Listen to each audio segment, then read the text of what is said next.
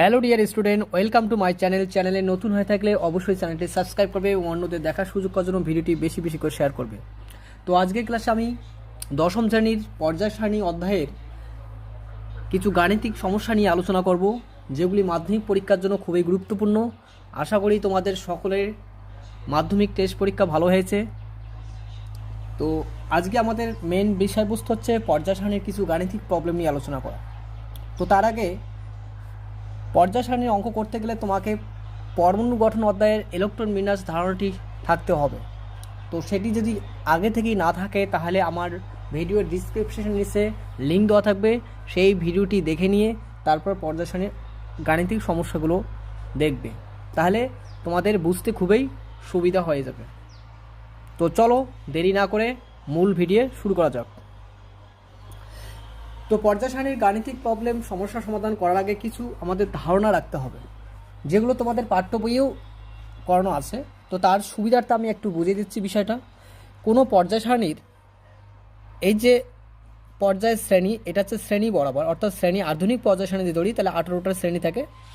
আর মেন্ডেলিভের পর্যায় সারণী থাকলে সেটা হচ্ছে মেন্ডেলিভের পুরানো পর্যায়, অর্থাৎ থাকলে সেটা 8টি 9টি শ্রেণী থাকে, অর্থাৎ 8টি আর 9 জিরোর নিষ্ক্রিয় গ্যাসকে 0 শ্রেণীতে রাখা হয়েছে।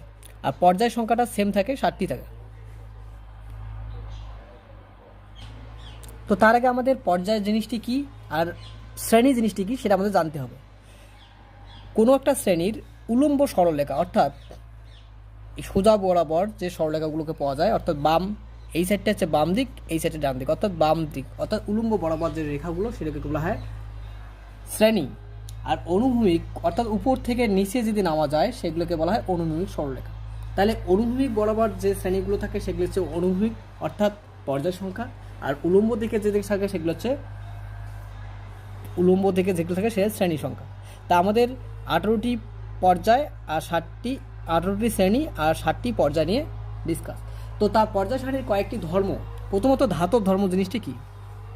ধাতব ধর্ম পর্যায় সারণীর বাম থেকে ডান দিকে গেলে কমতে থাকে, অর্থাৎ কোনো পর্যায় সারণীতে দ্বিতীয় পর্যায়ে থাকে সেই মৌলটা যদি আস্তে আস্তে আস্তে আস্তে 18 বা 17 অংশ 17 15 অংশ আস্তে আস্তে দিকে যাচ্ছে, তাহলে সেটা কী হবে?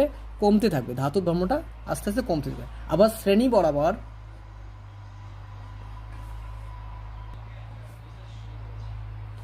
তাহলে শ্রেণী বরাবর বাম থেকে ডান দিকে গেলে কি হয়? ধাতব ধর্ম কমতে থাকে। আবার শ্রেণীর উপর থেকে নিচে, অর্থাৎ পর্যায় বরাবর উপর থেকে নিচে, শ্রেণী বরাবর উপর থেকে যদি নিচে নামা যায় তাহলে ধাতব ধর্ম ক্রমশ বাড়তে থাকে। ওই জন্য বাম থেকে ডান দিকে গেলে কমে, আর শ্রেণীর উপর থেকে নিচে নামলে বাড়তে থাকে।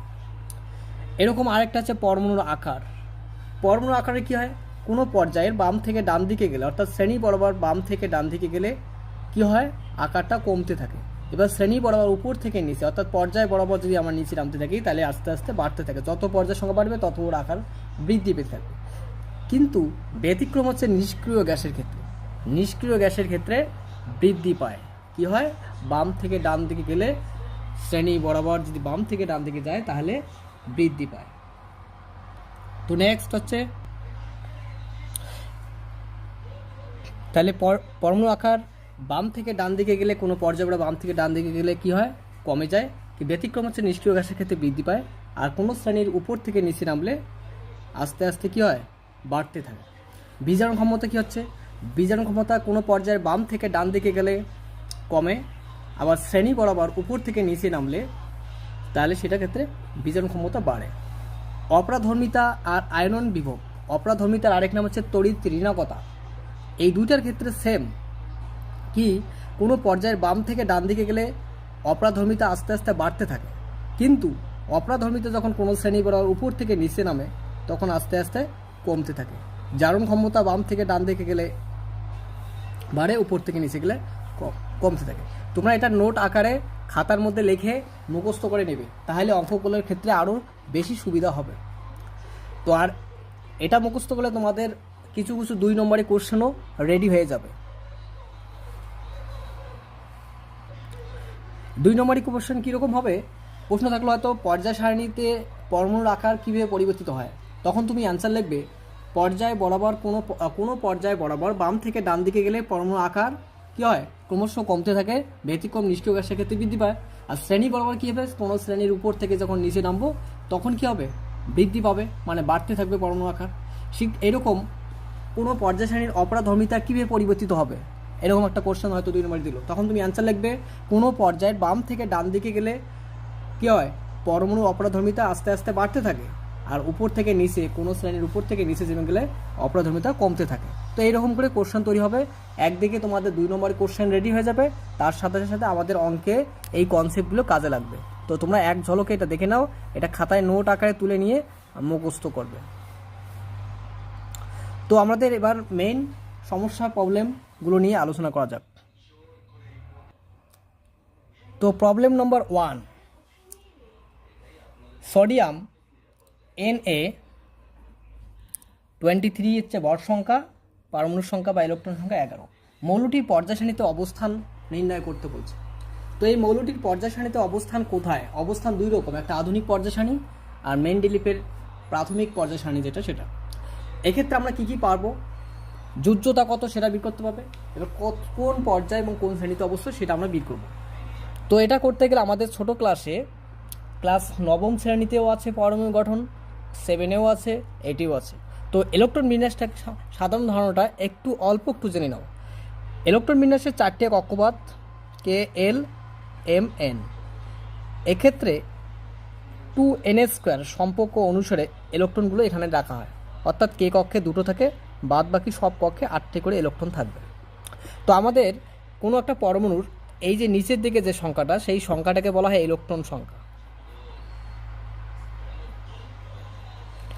আর এটা হচ্ছে প্রোটন সংখ্যা হয়, এটাকে বলা হয় পরমাণু সংখ্যাও বলা হয় নিচের সংখ্যাটা, আর উপরে যে সংখ্যাটা থাকে সেটাকে বলা হয় ভর সংখ্যা।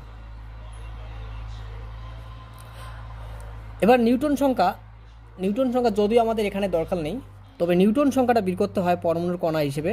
নিউটন সংখ্যা হচ্ছে উপরের ভর সংখ্যার থেকে পরমাণুর সংখ্যাটা মাইনাস করলে যেটা হয় সেটা হচ্ছে নিউটন সংখ্যা। এইভাবে নিউটন সংখ্যা বের করতে হয়।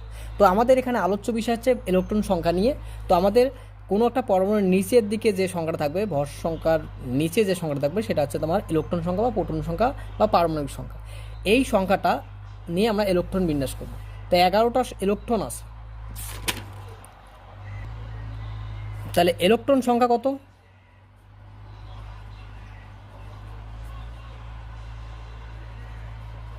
11। আমরা যদি এটা ইলেকট্রন বিন্যাস করি তাহলে কে কক্ষে কয়টা যাচ্ছে, 2টো। এল কক্ষে কয়টা যাচ্ছে, 8টা। 11টার মধ্যে 2টা গেল কে কক্ষে, এল কক্ষে গেল 8টা। তাহলে কে, এল, এম কক্ষে তাহলে কয়টা থাকবে, একটা। যদি একটা ইলেকট্রন আছে একটাই, যদি 3টে থাকতো 3টা, 4টা থাকতো 4টা, 5টা থাকতে 5টা। তাহলে 11টা মিল হয়ে গেছে, 2 8 2 10 11। তা আমাদের দেখতে হবে কক্ষপথ কয়টা লাগলো, 11টার ইলেকট্রন বিন্যাস করতে গেলে কয়টা ইলেকট্রন লাগলো, না কয়টা কক্ষপথ লাগলো, 1টা 2টো 3টা। তাহলে এখানে আমাদের কয়টা কক্ষপথ, 3টা কক্ষপথ। মনে রাখবে, কি মনে রাখতে হবে, দেখতে হবে যতগুলো কক্ষপথ সংখ্যা ঠিক ততটা হচ্ছে পর্যায় সংখ্যা। মনে রাখবে, যতটা কক্ষপথ সংখ্যা থাকবে ইলেকট্রন বিন্যাস করতে সেটাই হচ্ছে পর্যায় সংখ্যা। আর সর্বশেষ কক্ষপথে যতটা ইলেকট্রন থাকে সেটা হচ্ছে শ্রেণী সংখ্যা। খুব ভালো করে এটা মনে রাখতে হবে। তাহলে এখানে কক্ষপথ হচ্ছে 3টা, 1 2 3, আর সর্বশেষ কক্ষপথে একটা ইলেকট্রন। তাহলে এইটার থেকে আমাদের মৌলটা পর্যায় সারণীতে কোথায় অবস্থান করে সেটা আমরা জানতে পারবো। তাহলে মৌলটা হচ্ছে কয়টা কক্ষপথ, 3য় পর্যায় আর প্রথম শ্রেণীতে অবস্থিত। তাহলে সে অ্যান্সার কী লিখব, মৌলটি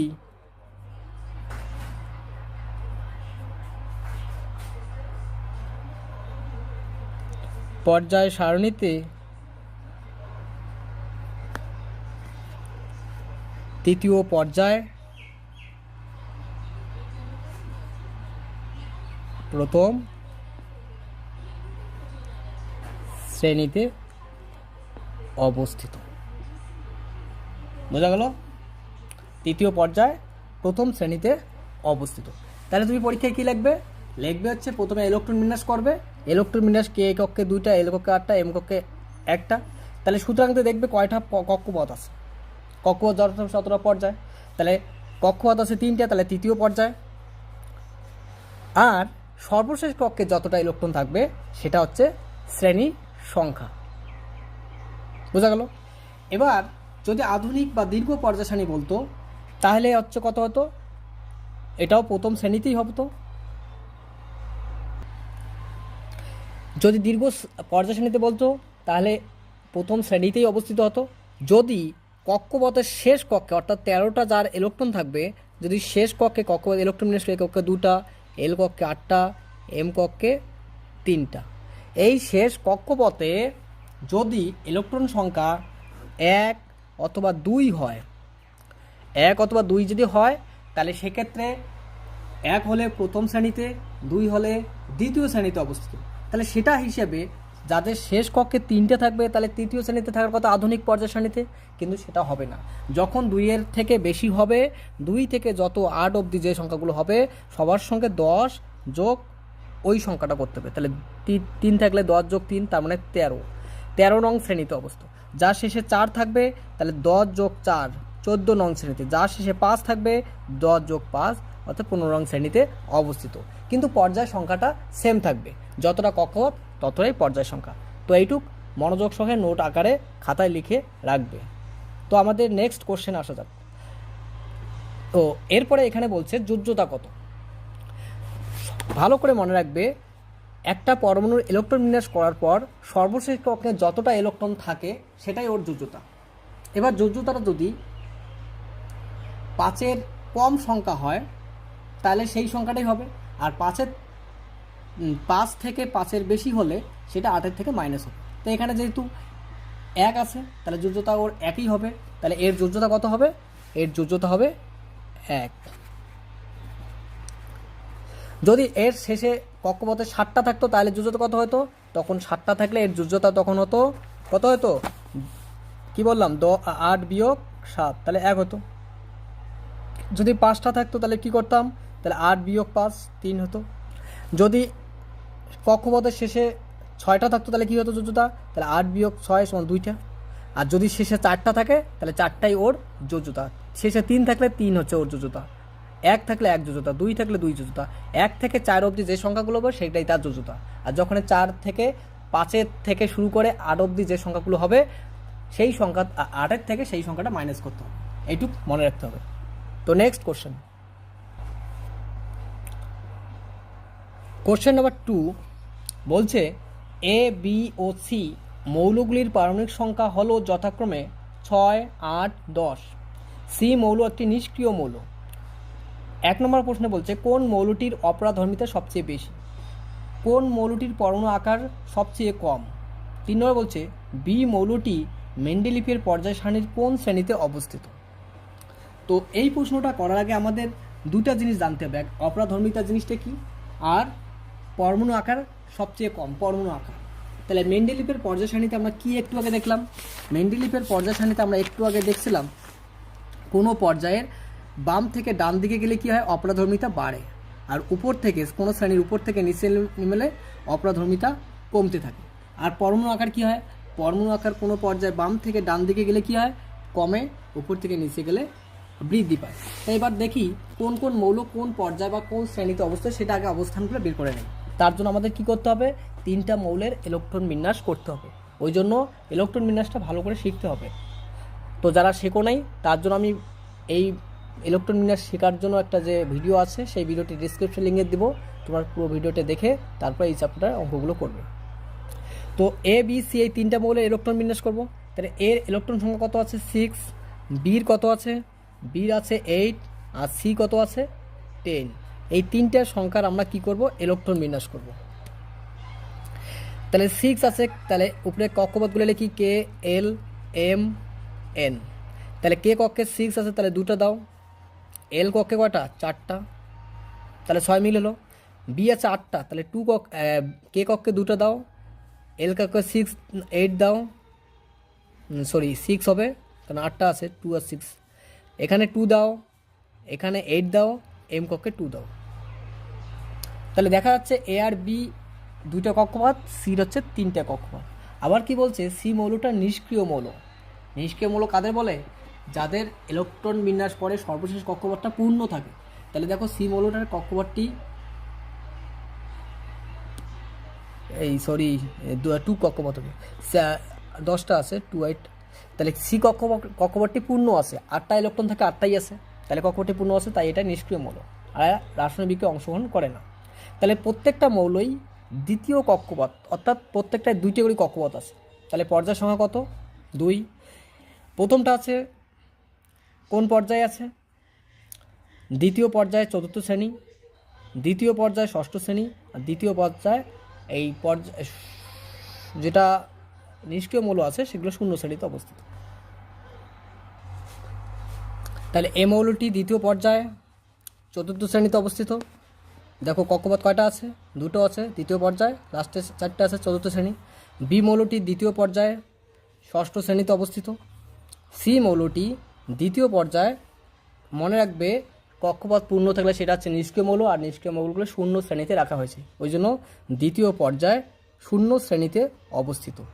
অনেকে 8ম শ্রেণী লিখবে, এখানে 8ম শ্রেণী হয় না, 0 শ্রেণী, এটা ভালো করে মনে রাখতে হবে। তো এবার আমাদের জানতে চাইছে কি বলছে, কোন মৌলটির অপরাধর্মিতা সবচেয়ে বেশি।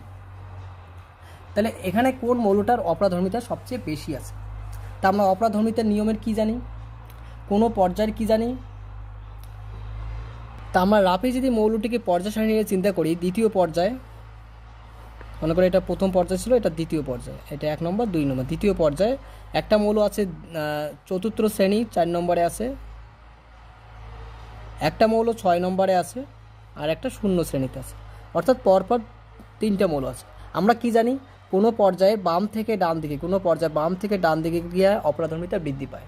তাহলে বাম থেকে ডান দিকে গেলে সবচেয়ে শেষে আছে নিষ্ক্রিয় গ্যাস, অর্থাৎ সি মৌলটা, কিন্তু সি নিষ্ক্রিয় গ্যাসের কোনো অপরাধর্মিতা নেই। তাহলে তারপরে তার সামনে কে আছে? 6, এবার 6কে বি, তাহলে বি মৌলটির অপরাধর্মিতা সবচেয়ে বেশি হবে। তাহলে 1 নম্বর প্রশ্ন কি বলছে, কোন মৌলটির অপরাধর্মিতা সবচেয়ে বেশি? উত্তর হচ্ছে বি মৌল। বি মৌলটির অপরাধর্মিতা সবচেয়ে বেশি। কেন? আমরা কি জানি, কোনো পর্যায়ের বাম থেকে ডান দিকে গেলে অপরাধর্মিতা বৃদ্ধি পায়, কিন্তু শেষে যেটা আছে নিষ্ক্রিয় গ্যাস হলে তো হবে না, তারপরে যেটা আছে সেটা হচ্ছে অপরাধর্মিতা। 2 নম্বর কোশ্চেন কি বলছে, কোন মৌলটির আকার সবচেয়ে কম। এবার আকারের দিক থেকে যদি ভাবি, তাহলে কি হয়, কোনো পর্যায়ের, আমরা কি বললাম একটু আগে কি বললাম, কোনো পর্যায়ের বাম থেকে ডান দিকে গেলে পরমাণু আকার কি হয়, আস্তে আস্তে ছোট হতে থাকে, আস্তে আস্তে কী হতে থাকে, কোনো পর্যায়ে বাম থেকে ডান দিকে গেলে পরমাণু আকার আস্তে আস্তে কমতে থাকে, অর্থাৎ ছোট হতে থাকে। আর উপর থেকে নিচে গেলে কি হয়, উপর থেকে নিচে গেলে আমাদের বাড়তে থাকে। তাহলে এখানে কোনো উপর থেকে নিচে ব্যাপার নেই, তাহলে সামনের দিকে যে প্রথমেই আছে সেটার হচ্ছে পরমাণু আকার সবচেয়ে বেশি, আর শেষে যে আছে তার সবচেয়ে কম। তাহলে এখানে কে আছে শেষে? তাহলে হচ্ছে আকার সবচেয়ে বেশি কার? বেশি হচ্ছে এ মৌলর, আর সবচেয়ে কম কার? তাহলে হচ্ছে মাঝখানে আমাদের যেটা আছে বি, তাহলে বি মৌলটির আকার সবচেয়ে কম হবে। 3 নম্বর প্রশ্নে কি বলছে? 3 নম্বর প্রশ্নে বলছে বি মৌলটি মেন্ডেলিফের পর্যায় সারণীতে কোন শ্রেণীতে অবস্থিত। তাহলে বি মৌলটি মেন্ডেলিফের পর্যায় সারণীতে কোথায় অবস্থিত? আমরা একটু আগেই লিখছি, বি মৌলটি দ্বিতীয় পর্যায়ে 6ষ্ঠ শ্রেণীতে অবস্থিত, কারণ শেষে 6টি ইলেকট্রন আছে, তার সাথে বি মৌলটি 6ষ্ঠ পর্যায়ে। এবার এটাকে যদি বলতো আধুনিক বা দীর্ঘ পর্যায় সারণীতে কোথায় অবস্থিত, তাহলে হচ্ছে দ্বিতীয় পর্যায়, তার সঙ্গে 8 আছে শেষে, তাহলে 8 যোগ 10, তার মানে 18 নং শ্রেণীতে অবস্থিত হতো। তো next question, next same question বলছে XYZ 2010 সালে মাধ্যমিক আসা প্রশ্ন, মৌলগুলির পারমাণবিক সংখ্যা যথাক্রমে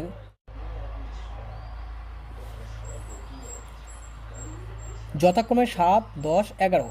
দীর্ঘ পর্যায় সারণীতে ওয়াই মৌলটির অবস্থান কোন শ্রেণীতে? এদের মধ্যে কোনটি অপরাধর্মিতা সবচেয়ে বেশি?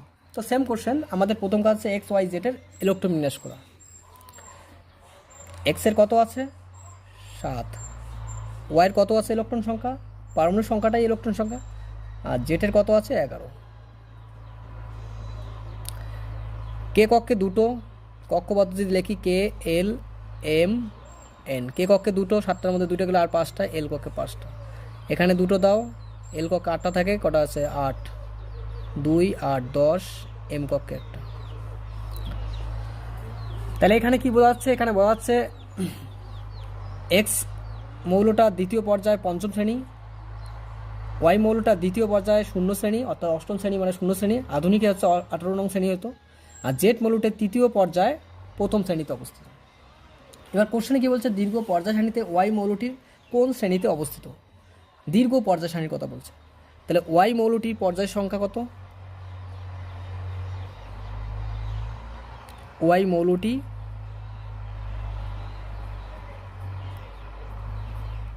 দীর্ঘ পর্যায় সারণী,